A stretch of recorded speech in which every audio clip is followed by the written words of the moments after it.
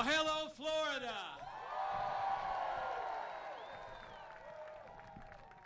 To Lieutenant Governor Nunez, Maria Salazar, Ernesto Ackerman, Fabio Andrade, all the inspiring freedom fighters gathered here today. It is great to be back in the Sunshine State with so many champions for freedom, just 19 days away from a great victory all across Florida and all across America. And standing here near the hallowed grounds of Memorial Cubano, it is my great honor, on behalf of our president, to accept the endorsement of these extraordinary heroes of the Cuban exile community. I thank you so much. I thank you so much for the honor and for the support. But honestly, I'm here for one reason and one reason only. And that is that Florida and America need 4 more years of President Donald Trump in the White House. 4 años más.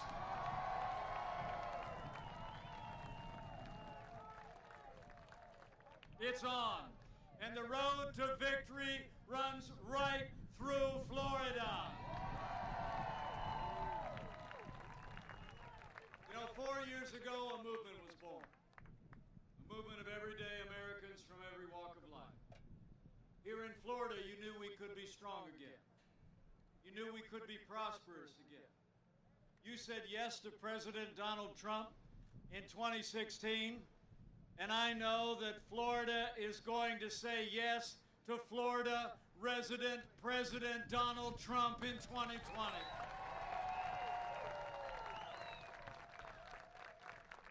But it really is great to be with all of you, and great to be back in Miami. And it's great to be here with some people I so deeply admire. Would you join me in thanking one of the great leaders in this state and one of the most admired women in America, Lieutenant Governor Jeanette Nunez. Thank you so much. And it's also great to be here with an award-winning journalist, the daughter of Cuban exiles, someone who's been a voice for the voiceless all across this hemisphere, and the next Congresswoman from Florida's 27th Congressional District. Let's hear it for Maria Salazar.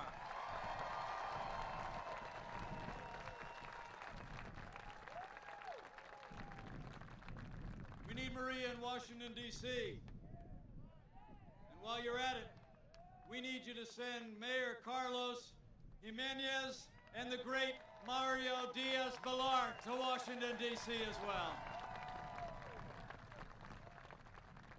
So it really is great to be with all of you. The President will be in Miami before the day is over. So we are doubling up on South Florida. But it's been a busy time. Been traveling around the country. I was in Utah last week. We had a little debate with Kamala Harris. Some people think I did all right.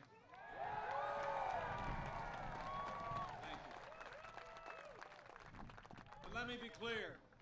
That debate was not just a debate between 2 candidates for vice president. It was really a debate between 2 visions.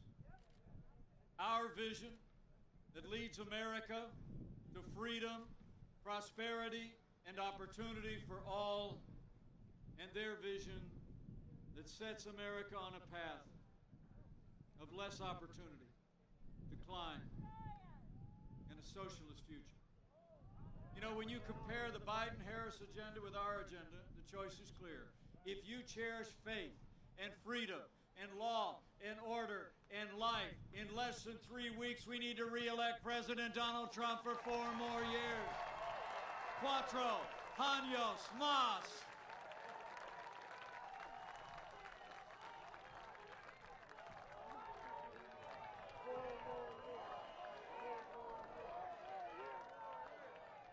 You know, it's amazing to think how far we've come in 4 years in our stand for freedom.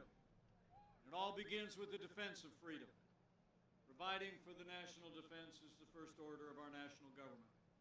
And I have to tell you, as the proud father of a United States Marine and the father-in-law of a United States Navy pilot currently deployed, I couldn't be more proud to serve alongside a president who cares so deeply about the men and women of our armed forces and their families. President Donald Trump has signed the largest investment in our national defense since the days of Ronald Reagan. We've rebuilt our military. We've restored the arsenal of democracy. And we're once again giving our soldiers, sailors, airmen, Marines, and Coast Guard the resources and the support that they need. And with that renewed American strength, we've stood with our allies and stood up to our enemies. And this president has stood strong for freedom and liberty across this hemisphere of freedom. From early on, we've stood strong with the freedom-loving people of Colombia, with President Duque. And last month, when a great hero of freedom, former President Alvaro Uribe, was placed in house arrest, President Trump and our administration called on the Colombian judiciary to release this heroic champion of freedom. And earlier this week, we learned that President Uribe is free.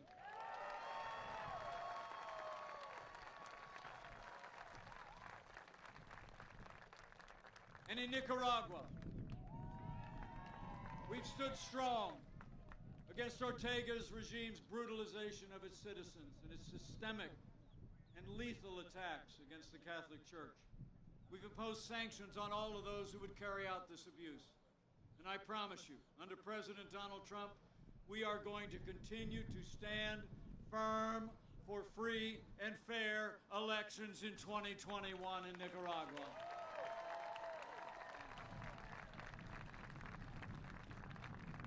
And in Venezuela, under President Donald Trump, America has stood against dictatorship and oppression.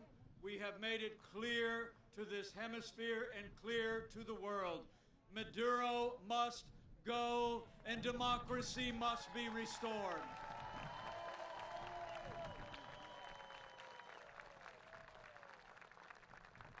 We've imposed sanctions on the dictator Maduro. We've deployed Navy and Coast Guard ships into the region to interdict in their narcotics traffic. And this past March, we indicted the dictator Maduro and his cronies for their narco-terrorism, corruption, and drug trafficking. And I couldn't be more proud that America was the first nation on earth to recognize President Juan Guaido as the only legitimate president of Venezuela, and now 60 nations around the world have joined us. You know, it's heartbreaking to think socialist policies of the Chavez and Maduro regimes have caused economic and humanitarian catastrophe in Venezuela. But under President Donald Trump, as I told Juan Guaido just a few short weeks ago, in America, we say to the people of Venezuela, Estamos con ustedes. We will not stand by while Venezuela crumbles. We will stand with the people of Venezuela until their birthright of libertad is restored.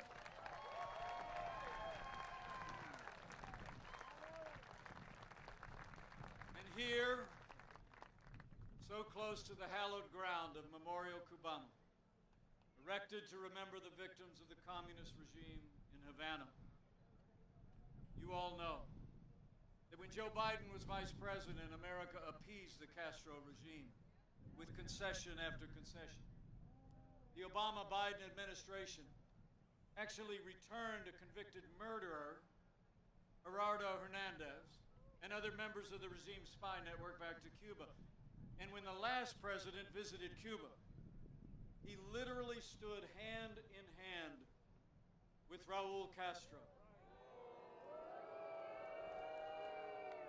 President Trump, he brought 8 years of appeasement to an end, and President Donald Trump will only stand hand in hand with you and all of those who cherish freedom in this country and in that beleaguered nation.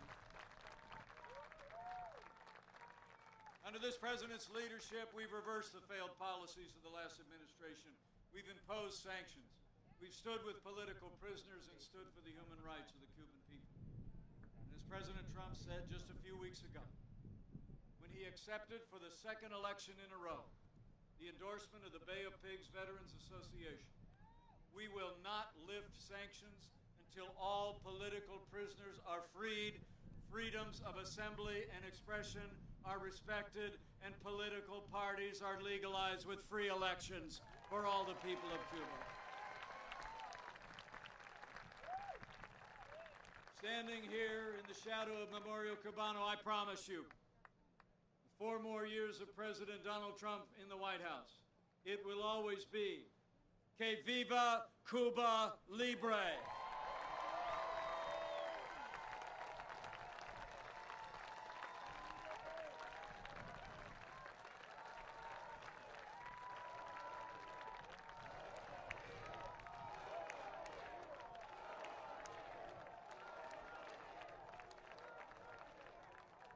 So we rebuild our military. We've stood for freedom, ours, the birthright of freedom across this hemisphere. And in the first 3 years of this administration, we revived this economy. Where Joe Biden wants to raise taxes, President Trump cut taxes across the board. We rolled back more federal regulation than any administration in history. We unleashed American energy. We fought for free and fair trade. And in just 3 short years, businesses large and small created more than 7 million good-paying jobs, including 550,000 jobs right here in Florida.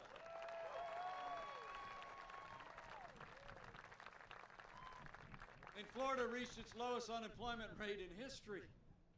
And the average hourly earnings in this state grew faster in our first 3 years than they did in all 8 years when Joe Biden was vice president. The President and I are probably most proud of the fact that wages were rising across the board, but they were rising most rapidly for hardworking blue-collar Americans. The forgotten men and women of America were forgotten no more. And all along the way, President Trump has stood for the rule of law. We've appointed more than 200 conservatives to our federal courts at every level. And they are all men and women who will uphold all the God-given liberties enshrined in our Constitution, like the freedom of religion, the freedom of speech, and the Second Amendment right to keep and bear arms.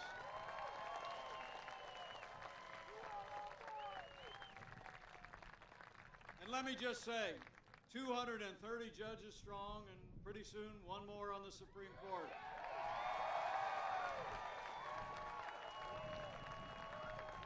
None of that would have been possible without the strong support of Senator Rick Scott and Senator Marco Rubio. Would you join me in thanking these 2 great leaders?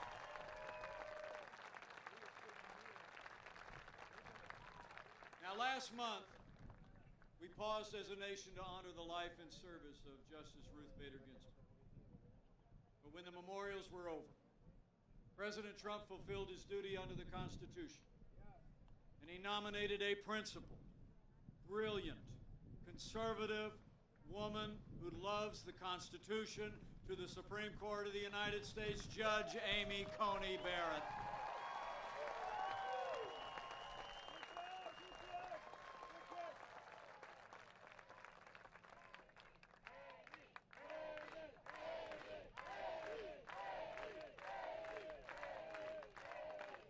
I'm going to tell her you all did that. I'll tell you what.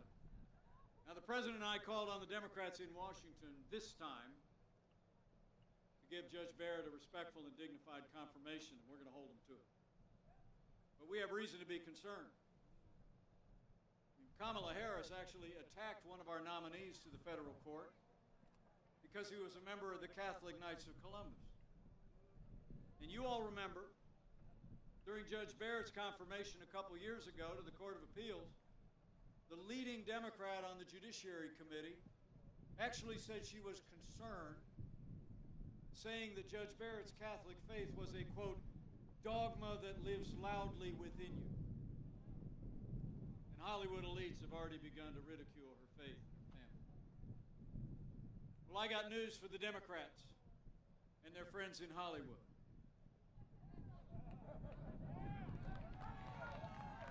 That dogma lives loudly in me. That dogma lives loudly in you. And the right to live and work and worship according to the dictates of our faith lives loudly in the Constitution of the United States of America.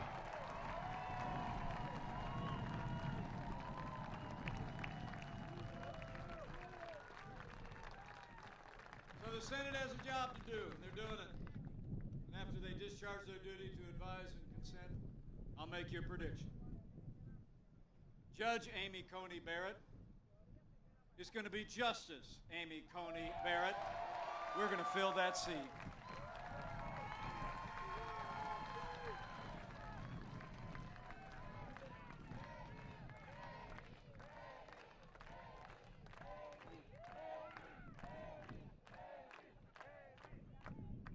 You know, an independent judiciary is a bulwark of freedom, as we reflect today so much on America's love and commitment to freedom.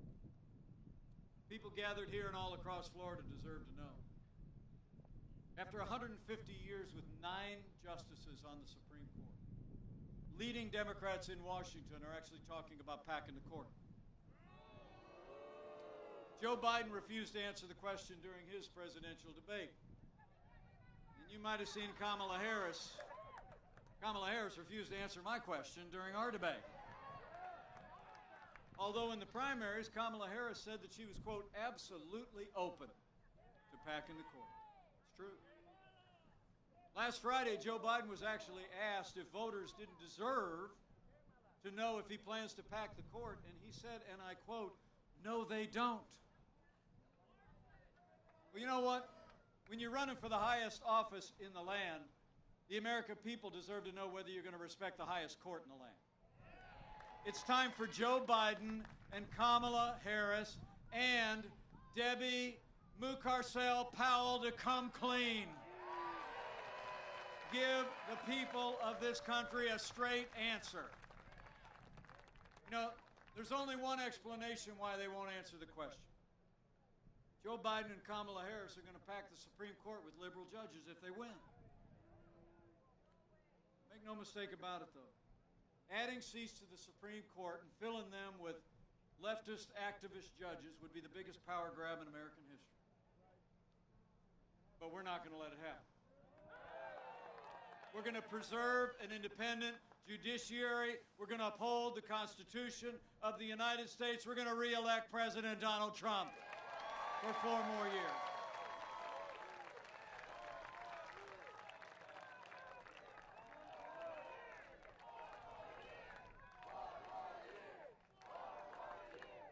So we've stood for the rule of law. We've stood for an independent judiciary and conservatives on our courts. And President Donald Trump has stood every day with the men and women who serve on the thin blue line of law enforcement, and we always will.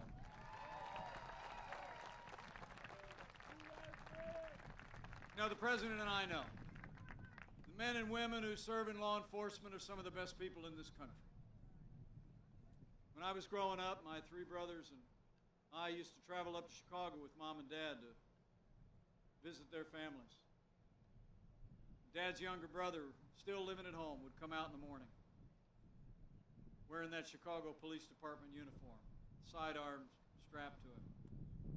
My 3 brothers and I would just look up in awe. You know, all of my heroes wear uniforms.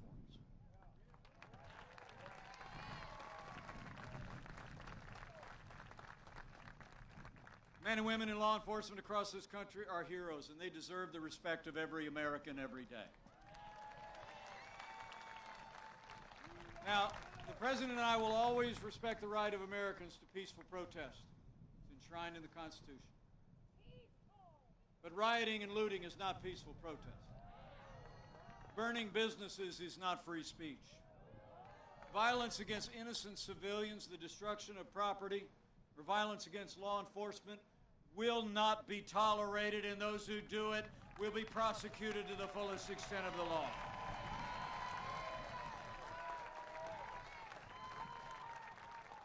Now, for months, remember, all summer long, all Joe Biden talked about was peaceful protests, remember? As the American people literally saw businesses in their communities burn on national television. Truth is, Joe Biden would double down on the policies that have led to violence in our major cities. You know, when you withdraw support for those who protect and serve, you only embolden those who would do harm to our families and our communities. Now, Joe Biden explains it all by saying that America is, in his words, systemically racist. And Joe Biden said that police officers in this country have a, quote, implicit bias against minorities. When Joe Biden was asked if he would support cutting funding for law enforcement, he said, yes, absolutely. And under President Donald Trump, I'll make you a promise. We're going to back the blue. And we're not going to defund the police, not now, not ever.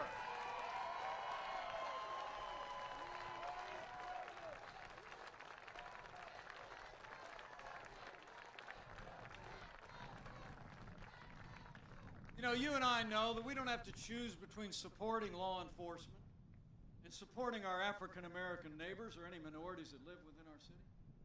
Under President Trump's leadership, we have done both for 3.5 years, and we're going to support law enforcement and create more jobs, better education opportunities, and more prosperity for our African Americans and all of our minorities in this country. We're going to do both. And we're going to have law and order in every city for every American of every race and creed and color. So help us God.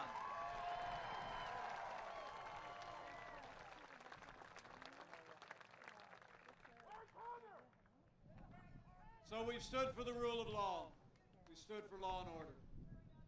And from the first day of this administration, this president's also stood strong for the right of every American to live, to work, to worship according to the dictates of your conscience and your faith. You know, when Joe Biden was vice president, we saw a steady assault on the religious freedom of the American people. It's true. It was President Trump who restored the conscience rights of doctors and nurses and teachers and religious charities. And it was President Donald Trump who ended the assault on the Little Sisters of the Poor, and the Supreme Court made it permanent by a 7-2 vote. Now, Joe Biden has actually said that he intends to haul those nuns back into federal court. I mean, can you imagine that? I mean, I'm the product of 8 years of Catholic education.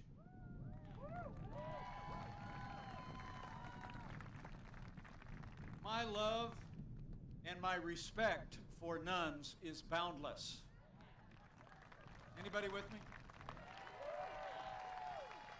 So here you have the Little Sisters of the Poor who've taken a vow of poverty to dedicate their lives to helping the underserved community. And in the Obama-Biden administration, they hauled them into federal court to force them to compromise their faith. And Joe Biden actually pledged, after the Supreme Court's ruling, to do it again. But we're not going to let it happen. We're going to re-elect President Donald Trump because people of faith have no greater champion than President Donald Trump.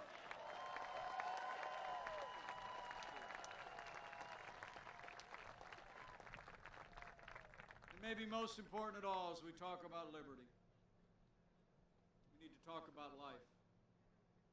Joe Biden and Kamala Harris support taxpayer funding of abortion all the way up to the moment of birth.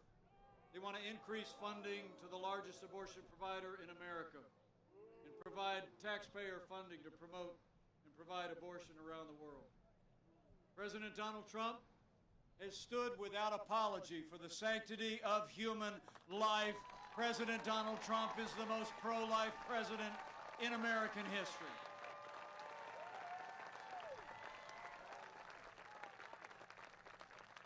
So we've rebuilt our military, revived our economy, stood for law and order, liberties, and life. And none of that would have been possible without the strong and consistent support of Florida's Republican delegation in Congress.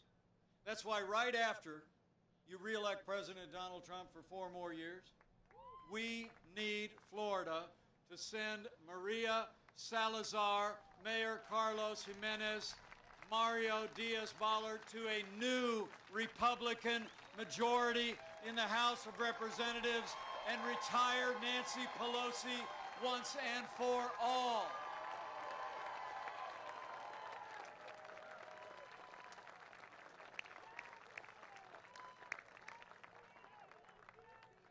You know, when you look at what we were able to accomplish with a Republican House and a Republican Senate in those first few years, there's only one conclusion you can draw. With this president's leadership and your support here in Florida, in 3 short years, we made America great again. We did. You said it. And then, earlier this year, the coronavirus struck from China.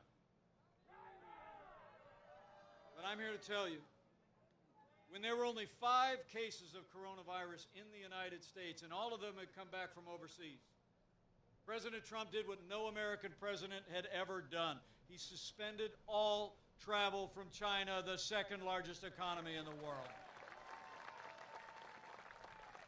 Now, Joe Biden called that hysterical. He said it was xenophobic. He actually wrote that it would make things worse if we closed our border to China. But I can tell you, as the head of the White House Coronavirus Task Force, President Trump's actions saved untold American lives, and it bought us time to stand up the greatest national mobilization since World War II. It's true. We reinvented testing. Done more than 120 million tests so far. We saw to the manufacture and delivery of literally billions of medical supplies to our doctors and nurses and healthcare workers. We're developing medicines that are literally saving lives around America. And we are just a few weeks away, I believe, from having the first safe and effective coronavirus vaccine and having millions of doses for the American people. As I said, the president's going to be in Miami later today, and I'm happy to report the president, the first lady, and Barron are all doing great, and he is back. Back on the road, back in the fight. But let me take this opportunity to say on behalf of the president and the First Family how moved we all were by the outpouring of concern and prayers for them. But as the president observed, we know it was just an example of the love and the care and the concern that's shown for every American family that suffered, lost, or struggled in the midst of this global pandemic. In fact, let's just take a moment. Can we just show our appreciation for our doctors, our nurses, our first responders, all those in ministry who've come alongside those who've struggled and suffered loss over these past 8 months. They are heroes all.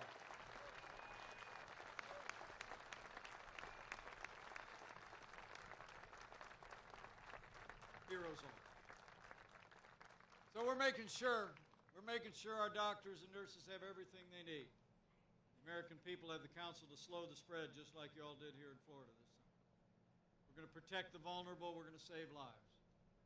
And with Joe Biden talking about shutting down our economy, under President Trump, we're opening up America again.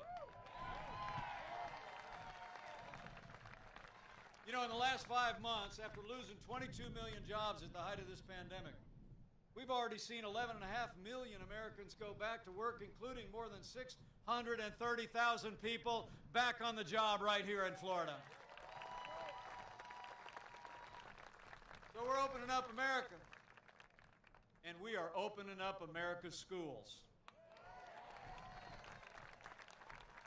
We just announced a few weeks back we're distributing 100 million rapid tests to school nurses and administrators all across America, making it possible that everywhere in this country we can get our kids back in the classroom where they belong and keep them there safe and sound. So we've gone through a time of testing, but in just 19 days, we're coming to a time for choosing. The choice in this election has never been clearer. Stakes have never been higher. It's amazing to think in the middle of a global pandemic, Joe Biden wants to raise taxes by $4 trillion. President Trump, we not only cut taxes across the board for businesses and families, but we're going to keep cutting taxes for 4 more years. Joe Biden wants to bury our economy under an avalanche of red tape. The president had to remind him in that presidential debate that he supports the Green New Deal. Seemed like he forgot. He wants to put us back in the Paris Climate Accord. President Trump, we cut federal red tape. Our air and land and water are the cleanest in history, and we're also a net exporter of energy for the first time in 70 years. When it comes to trade, the contrast couldn't be clearer. When we took office, half of our international trade deficit was with China. $500 billion a year we were losing to China. Joe Biden's been a cheerleader for communist China all along the way. President Trump, he put China on notice. He said the era of economic surrender is over. We imposed tariffs, and we're going to stand strong with China until they respect American workers and American property.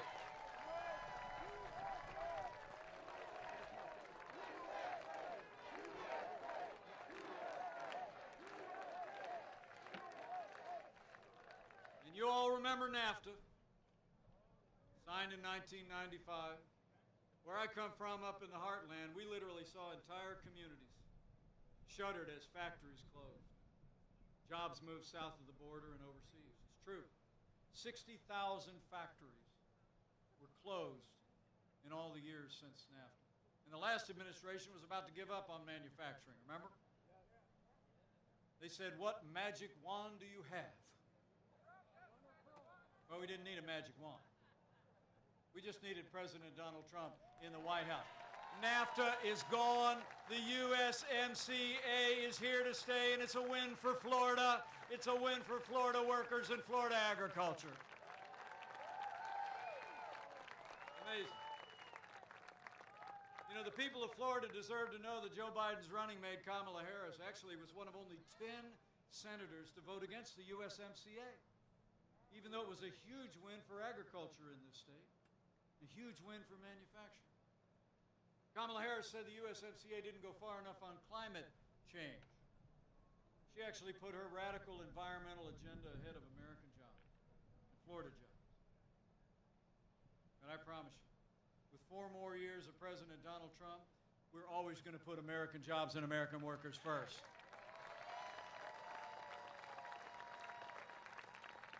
You know, when you look at their agenda, it's clear. Joe Biden would be nothing more than a Trojan horse for the radical left. It's true. Now, Joe Biden says that democracy is on the ballot, whatever that means. But I think our economic recovery is on the ballot. Law and order are on the ballot. But I think all the freedom-loving people gathered here and your families know that there are things much more foundational and much more fundamental that are on the ballot. You know, in this election, I think it's not going to be so much whether America ends up more Republican or more Democrat, more conservative or more liberal, more red or more blue. I think the choice in this election is whether America remains America.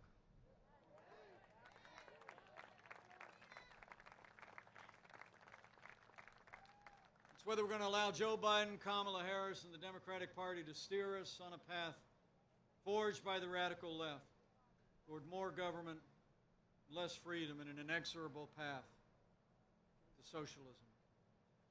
Or whether we're going to renew our commitment to all the ideals that have made this country great, of freedom and personal responsibility.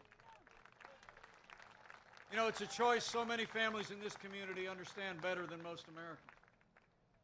Many of your families, generations past, actually fled tyrannies, like communist Cuba, socialist Venezuela, to come to this land of freedom. You've heard tell, and some of you have seen, the aftermath of the empty lies of those who would promise a free lunch, who would advance more government and less freedom. You've seen the end of the road where the leftists want to take us in America. And you also know the price that the heroes remembered at Memorial Cubano paid to stand for freedom. It's humbling for me to stand here today with this grand memorial behind me, to think of heroes like Carlos Costa and Mario de la Pena.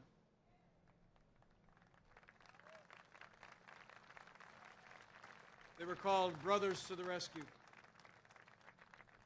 In 1996, they loved freedom so much. They flew missions, attempting to locate Cuban refugees who were trying to escape communist tyranny of Castro, so they could drop relief supplies on them and radio their position to the Coast Guard. But you all know the story.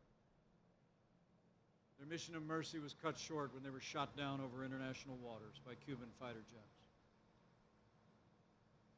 They were sons of Cuba.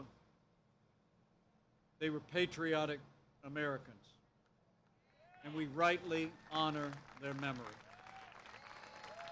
in name and in deed. We're inspired by their example, by what they were willing to do to advance the freedom in this nation and in this hemisphere in their time. We know they were driven by love for their families. We know they were driven by a love for freedom. And as a great Cuban American who fled Cuba as a child said at the Republican National Convention, and I quote, Maximo said, right now it's up to us to decide our fate and to choose freedom over oppression. He said, rightly, you and I will decide. But then he said, here's what I've decided. He said, I choose President Trump because I choose America. I choose President Trump because I choose freedom. So for our freedom and for our future, we need to decide right here and right now that Joe Biden will never be president of the United States. We're going to re-elect President Donald Trump for 4 more years.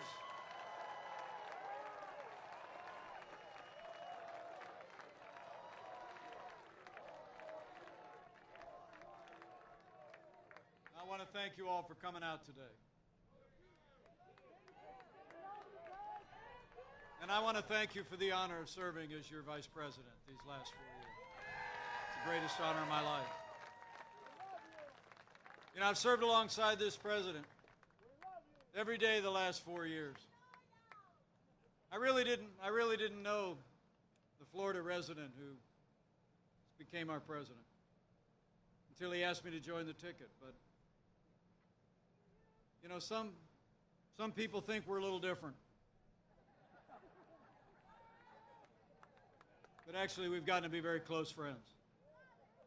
And I can tell you firsthand, there's not a day gone by that President Trump hasn't gotten up, turned his face like flint against the wind of unprecedented opposition, and fought to keep the promises that he made to the American people. Now it's our turn to fight for him. It's on, Florida. We got to make it happen. It's going to take all of us. So before I leave, I want to ask you to do a couple of things. First, before these 19 days are out, I need you to vote, Florida. I need you to vote for 4 more years of President Donald Trump in the White House. I checked on the way here. Early voting starts Monday, October 19th. And remember, You take advantage of early voting? Friends don't let friends vote alone. Bring a family member, bring a friend, bring a neighbor, and cast a vote for 4 more years. And secondly, after you're done voting, I need you to keep on doing what you're doing right now. Bring this incredible enthusiasm.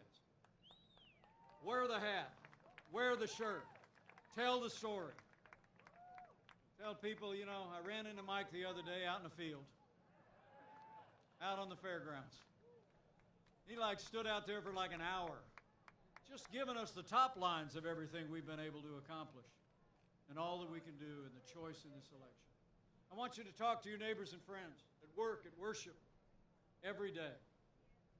And when you do it, I encourage you to have faith. Have faith in the American people. You know, I really do believe that a careful study of American history proves that every time the American people have been given a clear choice between a future built on freedom and a future built on less freedom, they choose freedom every single time. So go tell your neighbors and friends that freedom's on the ballot on November the 3rd. And lastly, I'd encourage you to have that other kind of faith as well. You know, at the end of the vice presidential debate, I got a question from a little girl. She said that when she was watching television, it seemed like people were arguing all the time. She wondered how we could bring our country back together. But as I've traveled across this country these last 4 years, I've become convinced that there will always be more that unites us in these United States than could ever divide us, and chief among those things is faith. It's true. And so if you're of a mind to bow the head and bend the knee in the next 19 days, I encourage you to do that too. And when you pray, pray with confidence, mindful of those ancient words that if his people who are called by his name will humble themselves and pray and turn, he'll do like he's always done in the long and storied history of this nation. He'll hear from heaven, and he'll heal this land. This one nation, under God, indivisible, with liberty and justice for all. So pray for America. Pray for all of the American people. It'll make a difference.